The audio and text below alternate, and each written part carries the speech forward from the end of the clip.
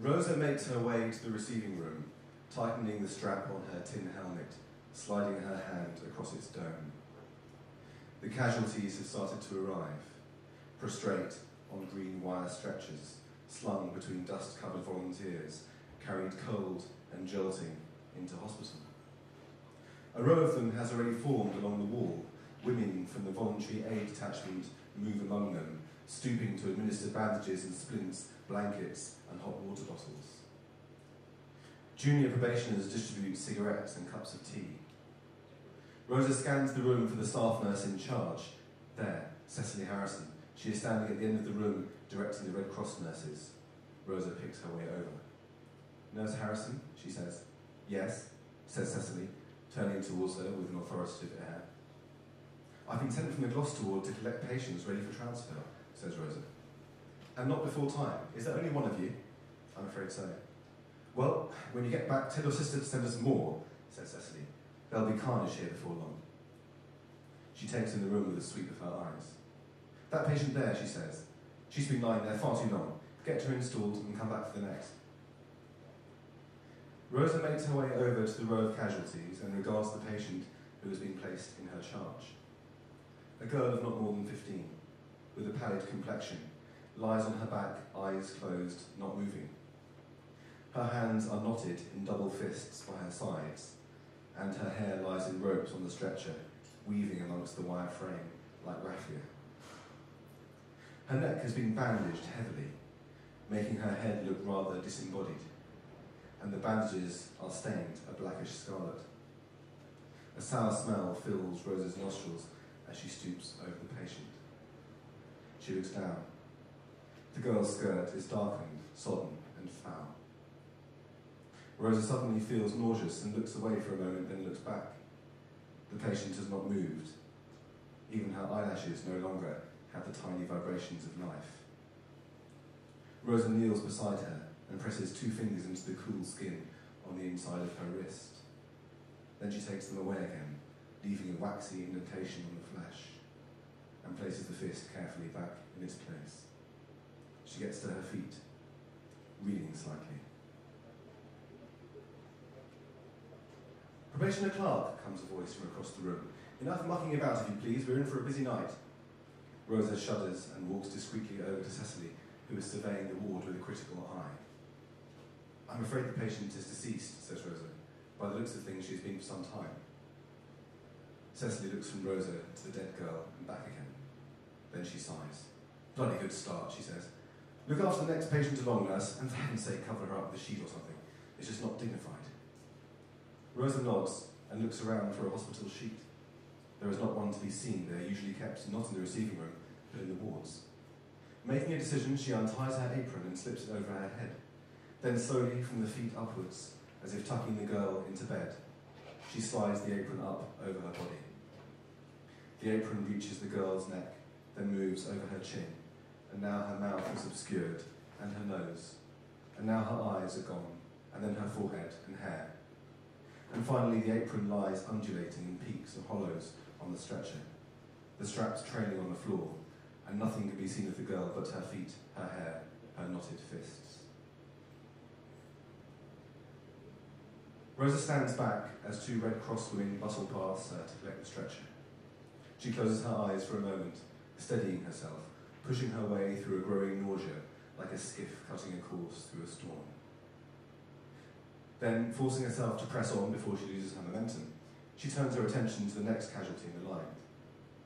This patient, a man this time, is clearly alive, breathing in great hungry gulps, and appears to be semi-conscious.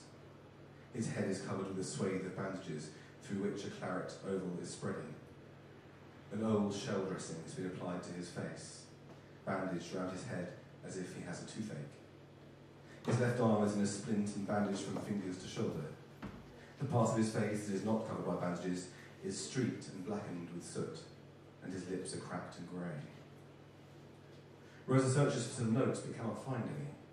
She asks the man his name, but he mumbles something unintelligible. She finds a porter in the corridor and instructs him to assist her. They lift the wire stretcher, the patient groans. Rosa leads the way back to the Gloucester ward, where they transfer him to a bed, blackening instantly the sheets.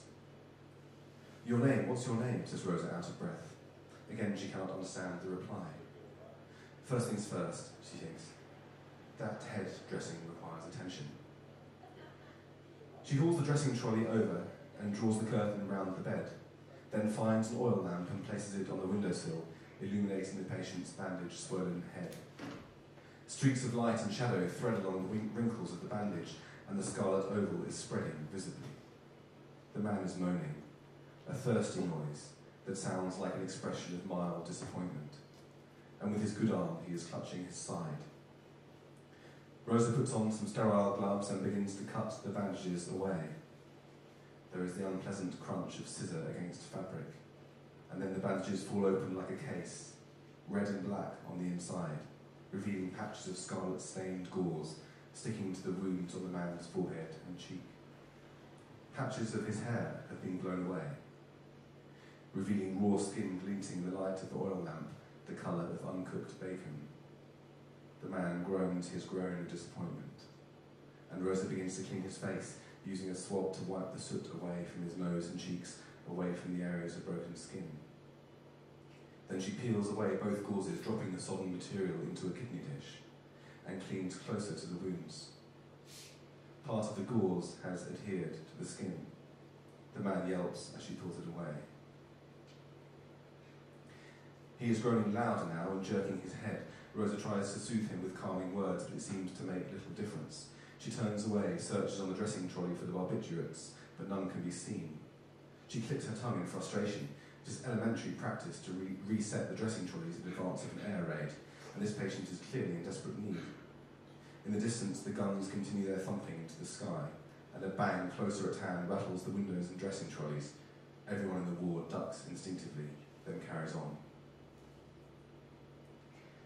It is when Rosa turns back to the patient and sees him from more of a distance that it happens. His scorched eyelids open, revealing bloodshot eyes, and suddenly there is something familiar about him. His cheekbones are high and defined, his hair black and thick, his features confident, bold. With a gasp of recognition, Rosa raises her hands to her mouth. And at that moment, the patient begins to gurgle, his eyes open wide, as if seeing an apparition, and his lips draw back from his teeth. "Rosa," he murmurs, "Rosa." She backs away from the bed and stumbles, and as she rights herself, her hand automatically grips Samuel's leg. He sucks air through his teeth and winces. He tries to sit up, but he's unable to raise himself from the bed. "Rosa," he croaks, "is that you? Is that you? Am I mad? Am I dead? Are you really there?" "Just lie back and close your eyes," says Rosa, grasping unconvincingly for her nurse's authority. "It is you," says Samuel. "It is you, Rosa. Speak to me. Tell me it's you. Tell me. Tell me you remember." "You're delirious," says Rosa desperately. "Just lie back." "I'm not delirious. I can see you. Are you not real?" "Lie back, Mr. Kramer, please. Lie back and close your eyes."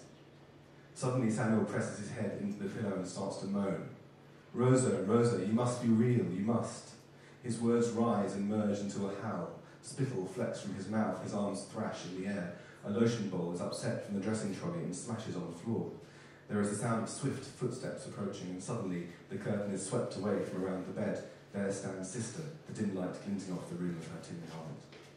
"Now that's quite enough," she says. "Show a little fortitude, for goodness sake. We shall waste no time in putting you in a straitjacket." Samuel stops for a moment, and then resumes at a lower volume, wailing, "Rosa, Rosa, Rosa." Sister turns, her eyes flashing. "Probationer Clark," she says, "why have you told this patient your Christian name?" "I did not," stammers Rosa. "He is an acquaintance, and he is delirious." "Heavens above, where on earth is your apron?" Before Rosa can reply, Samuel begins to moan, a wordless, atavistic moan, and he suddenly goes very limp, panting hard and gazing in the direction of the darkened ceiling.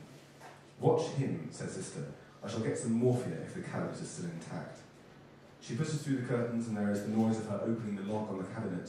Rosa slips back into the shadows and watches Samuel wide-eyed. Finally, Sister appears again. Without a word, she administers the morphia with a syringe, impregnating the patient with a maximum dose. He sighs as it enters his bloodstream, twitches a little, closes his eyes. Sister places the syringe on an injection tray. Then, in case of further outburst, she passes a blanket sideways across Samuel's bed, tucks it in, and secures it tightly to the mattress using 6-inch safety pins. Finally, she straightens her back and tidies her apron. "Well," she says, "what do you have to say for yourself?" "I'm very sorry, sister," says Rosa. "Very well. Now get your apron on and clear up this blasted carnage. In all my years, I've never known a probationer to appear apronless in the wards, and for heaven's sake, put the patient on a drip. He's badly burned. Where are his notes?" "I couldn't find them, sister." There is another bang outside, followed by the tinkle of bottles and dressing trolleys, and the clatter of chalkboards being blown off the bed rails. Everyone ducks apart from Sister, who does not flinch. Samuel is lying motionless, sweeping stains of blood smudged across the pillows, the sheets, the bedclothes. His eyes are closed tightly, and his breathing is deep and laboured. Sister reaches into his shirt and withdraws a stained sheaf of notes. "Look at the appalling state of these," she says. "Goodness gracious. Now let me see. Yes, burn wounds mainly. He'll need a bunion bag on that arm, I should think, and clean dressings, of course.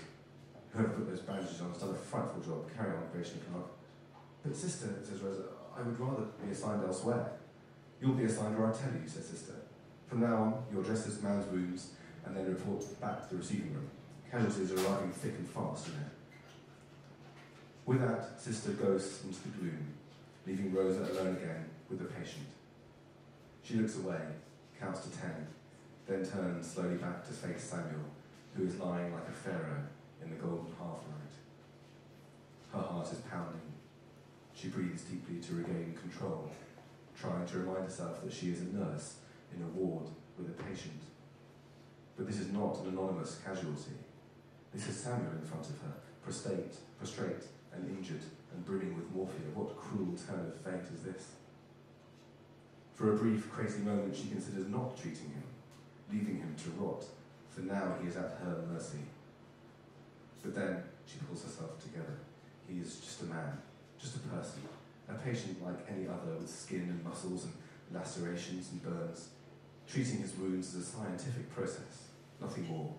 She has dealt with wounds like these 100 times before.